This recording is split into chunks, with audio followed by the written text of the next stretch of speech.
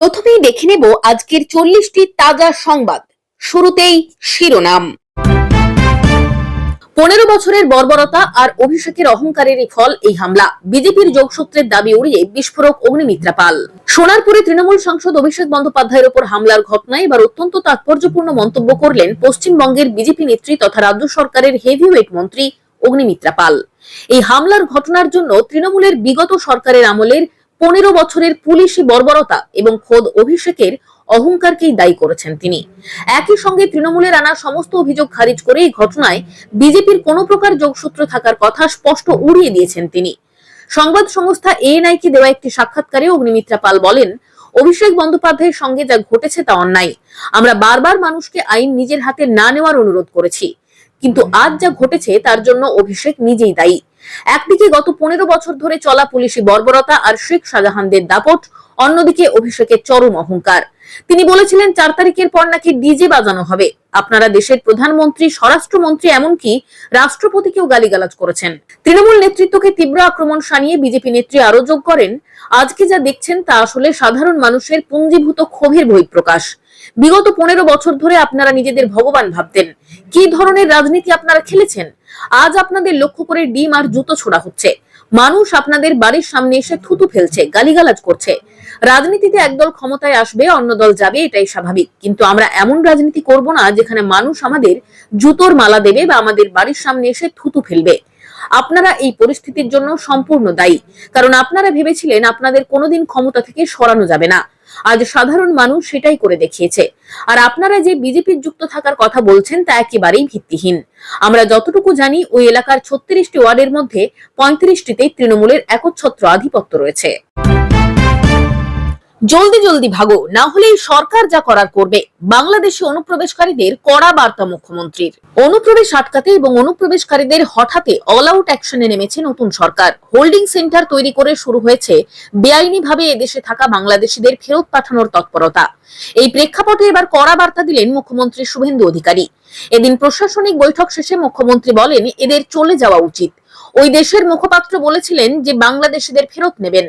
জলদি জলদি ভাগো, জলদি জলদি ভাগো, না হলে এই সরকার যা করার করবে।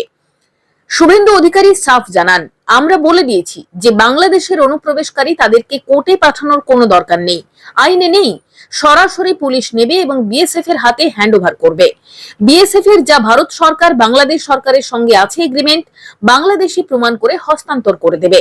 আমাদের জেলে 3 মাস, 6 মাস, 2 বছর রেখে আপনার চাল, আপনার ডাল, আপনার তেল, আপনার মাছ, আপনার ডিম, আপনার কাপড়, আপনার ওষুধ ওদেরকে দেব কেন? ভারতীয়দেরই ক্ষতি হচ্ছে, আমাদের রাজ্যেরই ক্ষতি হচ্ছে। সেই জন্য আইনটা এতদিন ছিল। ভোট ব্যাংকের স্বার্থে কেউ বা কারা ব্যবহার করেনি। আমরা ভোট ব্যাংকের বাইরে গিয়ে দেশের স্বার্থে, রাজ্যের স্বার্থে এই আইন কার্যকর করছি। বিধানসভা ভোটের প্রচারে অনুপ্রবেশ শিশুকে বড়সড়ভাবে তুলে ধরেছিল বিজেপি। ভোটে জিতে সরকার তৈরি করার পর অনুপ্রবেশকারীদের ফেরত পাঠানো নিয়ে তৎপর হয়েছেন শুভেন্দু অধিকারী। ইতিমধ্যেই স্বরাষ্ট্র দপ্তরের তরফে নির্দেশ দেওয়া হয়েছে, আটক বিদেশি নাগরিক বা ডিপোর্টেশনের অপেক্ষায় মুক্তিপ্রাপ্ত বিদেশি নাগরিকদের জন্য জেলায় জেলায় হোল্ডিং সেন্টার তৈরি করতে। এর 48 ঘন্টার মধ্যেই মালদার ইংরেজ বাজারে খোলা হলো হোল্ডিং সেন্টার। এবার বাংলাদেশ সীমান্তবর্তী আরেক জেলা মুর্শিদাবাদেও হোল্ডিং সেন্টার খোলা হলো। মিলবে 300 ইউনিট পর্যন্ত বিনামূল্যে বিদ্যুৎ। বাংলায় চালু হচ্ছে মোদী সরকারের বিশেষ এই প্রকল্প। গরমের চড়া বিদ্যুৎ বিল থেকে মুক্তি দিতে বাংলায় চালু হচ্ছে প্রধানমন্ত্রী সূর্য ঘর বিনামূল্যে বিদ্যুৎ যোজনা। এই প্রকল্পের অধীনে বাড়ির ছাদে সোলার প্যানেল বসিয়ে প্রতি মাসে 300 ইউনিট পর্যন্ত বিনামূল্যে বিদ্যুৎ পাওয়া যাবে। গরমের দাবদাহ থেকে বাঁচতে সারাক্ষণ ঘরে ফ্যান বা এসি চলছে, আর এই কারণে দিতে হচ্ছে চড়া বিদ্যুতের বিল। এই সময় মধ্যবিত্তের পকেটে স্বস্তি দিতে বাংলায় চালু হচ্ছে এক নতুন প্রকল্প। 2024 সালের ফেব্রুয়ারি মাসে চালু হয়েছিল এই প্রকল্প। এবার তা চালু হতে চলেছে বাংলায়। মোদী সরকারের চালু করা প্রকল্পের মধ্যে আরো এক অন্যতম প্রকল্প হলো প্রধানমন্ত্রী সূর্য ঘর বিনামূল্যে বিদ্যুৎ যোজনা। এবার মিলবে প্রায় 300 ইউনিট পর্যন্ত বিনামূল্যে বিদ্যুৎ। এই প্রকল্পের মূল উদ্দেশ্য হলো সাধারণ পরিবারগুলোকে বিদ্যুৎ বিলের বোঝা থেকে মুক্তি দেওয়া। বাড়ির ছাদে গ্রিড সংযুক্ত সোলার প্যানেল বসিয়ে প্রতি মাসে 300 ইউনিট পর্যন্ত বিনামূল্যে বিদ্যুৎ পাবেন। তেমনি নিজের ব্যবহারের পর নেট মাটারিং ব্যবস্থার মাধ্যমে ওই বিদ্যুৎ সরবরাহকারী সংস্থাকে বিক্রিও করতে পারবেন। এতে হবে আয়। তেমনি এই সোলার প্যানেল বসানোর খরচ নিয়েও চিন্তার প্রয়োজন নেই। এই প্যানেল বসাতে সরকার মোটা অঙ্কের আর্থিক সহায়তা বা সেন্ট্রাল ফিনান্সিয়াল অ্যাসিস্ট্যান্স প্রদান করবে। ইতিমধ্যেই ভর্তুকি বাবদ 17,967 কোটি টাকা বিতরণ করেছে সরকার। তবে এই সুবিধা পেতে মেনে চলতে হবে কয়েকটি শর্ত। যেমন আপনাকে হতে হবে অবশ্যই ভারতের স্থায়ী বাসিন্দা, আবেদনকারীকে দরিদ্র বা মধ্যবিত্ত পরিবারের অন্তর্ভুক্ত হতে হবে, তেমনি সোলার প্যানেল বসানোর জন্য নিজস্ব বাড়ির ছাদে পর্যাপ্ত ও উপযুক্ত জায়গা থাকতে হবে, বাড়ির নামে একটি বৈধ বিদ্যুৎ সংযোগ থাকতে হবে। এর আগে সোলার প্যানেল বসানোর জন্য অন্য কোনো সরকারি ভর্তুকি নেওয়া চলবে না। তৃণমূলের ভালো বা খারাপ বলে কিছু নেই, পা থেকে মাথা পর্যন্ত দুর্নীতিগ্রস্ত। বিজেপিতে যোগদানের জল্পনায় জল ঢাললেন শ্রমিক। বাংলায় বিজেপি ক্ষমতা আসার পর থেকেই শাসক শিবিরে যোগ দিতে তৃণমূলের একাধিক বিদায়ী সাংসদ ও বিধায়ক পা বাড়িয়ে রেখেছেন।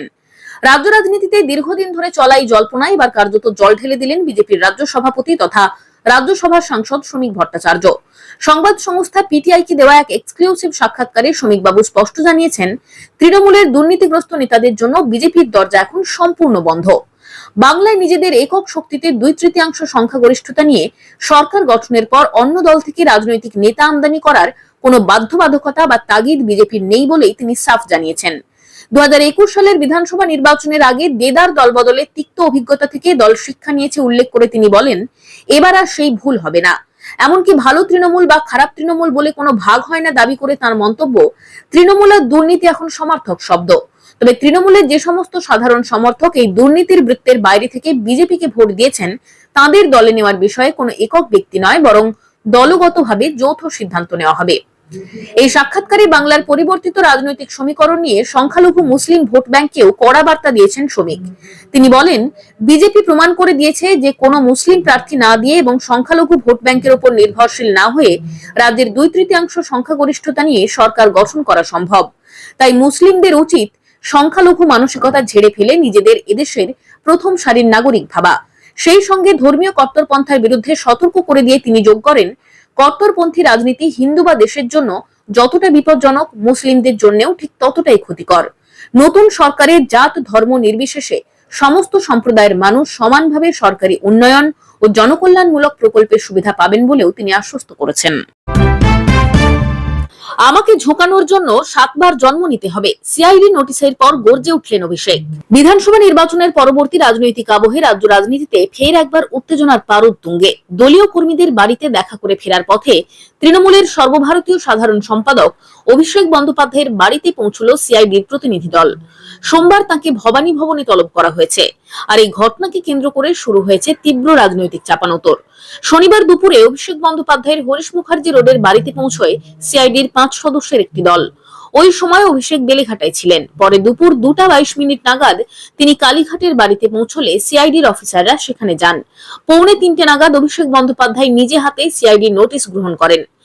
মূলত বিধানসভার সই সংক্রান্ত একটি তদন্তের সূত্রেই এই তলব বলে জানা গেছে।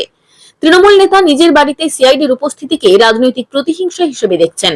তিনি স্পষ্ট ভাষায় বলেন, বিজেপি মনে করছে ইডি সিবিআই ব্যর্থ হওয়ায় এখন রাজ্য পুলিশ, কলকাতা পুলিশ বা সিআইডি দিয়ে আমাকে মাথা নত করাবে। কিন্তু আমি অন্য ধাতুতে গড়া, আমাকে ঝোঁকানোর জন্য 7 বার জন্ম নিতে হবে, ক্ষমতা থাকলে গ্রেফতার করে নিয়ে যাক। অভিষেকের এই মন্তব্যের তীব্র সমালোচনা করেছেন বিজেপি নেতা ও কেন্দ্রীয় প্রতিমন্ত্রী সুকান্ত মজুমদার। তিনি বলেন, বিধায়কদের সই জালিয়াতির অভিযোগ নিয়ে তদন্ত চলছে। তদন্তের খাতিরে দলের শীর্ষ নেতাদের জিজ্ঞাসাবাদ করা সিআইডির কাজ। উনি সিআইডি অফিসারদের কতক্ষণ বাইরে দাঁড় করিয়ে রেখেছিলেন। অভিষেকের এখনো অনেক অহংকার। তিনি ভুলে গেছেন গণতন্ত্রে মানুষই শেষ কথা বলে। ফলতায় ডাবল ডোজে মানুষ ওদের দমিয়েছে। তাই অহমিকা ছেড়ে মাটিতে নামুন। তদন্ত প্রক্রিয়া নিয়ে শাসক ও বিরোধী দলের এই বাকযুদ্ধ রাজ্যের রাজনৈতিক পরিস্থিতিকে আরো ঘোরালো করে তুলেছে। সোমবার বেলা 12টায় ভবানী ভবনে অভিষেক বন্দ্যোপাধ্যায়ের হাজিরা দেওয়া নিয়ে এখন সরগরম রাজ্য রাজনীতি।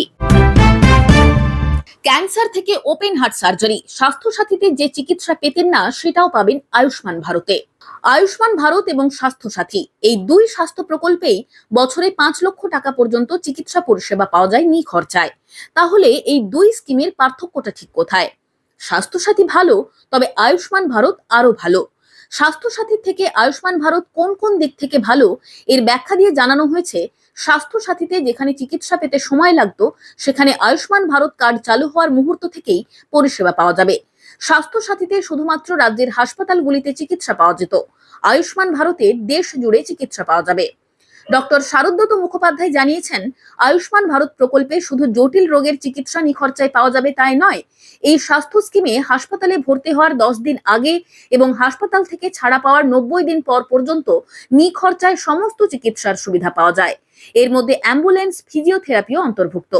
অর্থাৎ হাসপাতালে যাওয়া আসার জন্য অ্যাম্বুলেন্সের খরচ পাওয়া যাবে, তেমনি আবার ফিজিওথেরাপি করার খরচও পাওয়া যাবে আয়ুষ্মান ভারত কার্ডে। আবার এই কার্ডে নিখরচায় পাওয়া যাবে ওষুধও। তিনি জানিয়েছেন, স্বাস্থ্য সাথীতে অ্যাপেন্ডিক্স, গল ব্লাডারে স্টোনের চিকিৎসাও পাওয়া যেত না, ছানির অস্ত্রোপচারও হয় না, প্রসূতি মায়ের চিকিৎসাও পাওয়া যেত না, হাঁটু রিপ্লেসমেন্টের সুবিধা পাওয়া যেত না, হার্নিয়ার চিকিৎসা পাওয়া যেত না, হাইড্রোসিলের চিকিৎসা কভারেজ পাওয়া যেত না। কিন্তু এগুলি বেশি দরকার। তাহলে স্বাস্থ্য সাথীতে কি কি চিকিৎসা পাওয়া যেত? স্বাস্থ্য সাথীতে নিখরচায় বসানো যেত হার্টের স্টেন্ট। এর পেছনেও মমতা বন্দ্যোপাধ্যায়ের সূক্ষ্ম রাজনীতি ছিল বলেই দাবি ডক্টর শারদত্ত মুখোপাধ্যায়ের।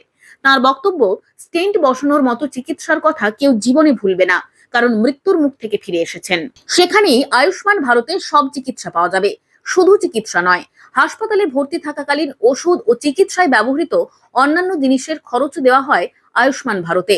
নন ইন্টেন্সিভ ও ইন্টেন্সিভ কেয়ার সার্ভিসও পাওয়া যায় এই স্কিমে। এছাড়াও ডায়াগনস্টিক ও ল্যাবরেটরি পরীক্ষার খরচও পাওয়া যায় আয়ুষ্মান ভারতে। মেডিকেল ইমপ্ল্যান্টের খরচও পাওয়া যায়। আয়ুষ্মান ভারতে সরকারি রেট ধার্য করা, তাই বেসরকারি হাসপাতালে চিকিৎসা করাতে কোনো সমস্যা হবে না। সোনারপুরে অভিষেককে মারধর, হেনস্থার ঘটনায় 5 জনকে গ্রেফতার করল পুলিশ। শনিবার সোনারপুরে অভিষেক বন্দ্যোপাধ্যায়ের ওপর আক্রমণের ঘটনায় ইতিমধ্যে 5 জনকে গ্রেফতার করেছে পুলিশ। ধৃতদের মধ্যে রয়েছে তপন মাইতি ও আকাশ, যাদের ঘটনা সম্পর্কিত ভিডিওতে দেখা গিয়েছিল বলে অভিযোগ। দক্ষিণ 24 পরগনার সোনারপুরে নিহত তৃণমূল কর্মীকে দেখতে গিয়ে জনরোষের মুখে পড়েন তৃণমূল সাংসদ অভিষেক বন্দ্যোপাধ্যায়। তাকে লক্ষ্য করে পাথর ছোড়ার পাশাপাশি রীতিমতো মারধর ও ডিম ছোড়া হয় বলে অভিযোগ। পুলিশের নিরাপত্তায় সেখান থেকে বের হয়েই প্রথমে বাইপাসের ধারে এক বেসরকারি হাসপাতালে যান অভিষেক। তবে প্রাথমিক চিকিৎসার পর ডাক্তারদের তরফে জানানো হয় ভর্তির প্রয়োজন নেই। এরপর মিন্টো পার্কের পাশে আরেকটি বেসরকারি হাসপাতালে নিয়ে যাওয়া হলে সেখানেও একই কথা বলা হয়। আর এই পুরো সময় অভিষেকের সঙ্গে ছিলেন প্রাক্তন মুখ্যমন্ত্রী মমতা বন্দ্যোপাধ্যায়। তৃণমূল এই ঘটনায় বিজেপির দিকে আঙুল তুললেও রাজ্য বিজেপির সভাপতি শ্রমিক ভট্টাচার্য স্পষ্ট জানান, এই ঘটনার সঙ্গে বিজেপির কোনো যোগ নেই। শনিবার হাসপাতালে এসে বাংলার নতুন বিজেপি সরকারের সমালোচনা করে মমতা বলেন, যারা ক্ষমতায় আছেন তারা সমস্ত হাসপাতাল এবং সর্বোচ্চ কর্তৃপক্ষকে হুমকি দিচ্ছেন যেন অভিষেক বন্দ্যোপাধ্যায়কে ভর্তি না করা হয়, কারণ তারা চান না যে অভিষেকের চিকিৎসা হোক। যদিও মিন্টো পার্কের যে বেসরকারি হাসপাতালের বিরুদ্ধে এই অভিযোগ তুলেছেন নেত্রী, সেই হাসপাতালের তরফে একটি মেডিকেল নোটে বলা হয়েছে 38 বছর বয়সী অভিষেক বন্দ্যোপাধ্যায় 30 মে একটি ডাক্তারি পরীক্ষা করিয়েছেন, আর সেই পরীক্ষা অনুযায়ী তার হাসপাতালে ভর্তি হওয়ার কোনো প্রয়োজন আপাতত নেই। রিপোর্টে বলা হয়েছে অভিষেককে পরীক্ষা করে কোনো গুরুতর আঘাত পাওয়া যায়নি। এই চিকিৎসকরা কেবল তার বুকে একটি কালশিটের দাগ লক্ষ্য করেছেন। নোটে আরো বলা হয়েছে যে পরীক্ষার সময় তিনি সচেতন, সজাগ, স্বাভাবিক ছিলেন এবং স্বাভাবিকভাবেই কথা বলতেও পারছিলেন।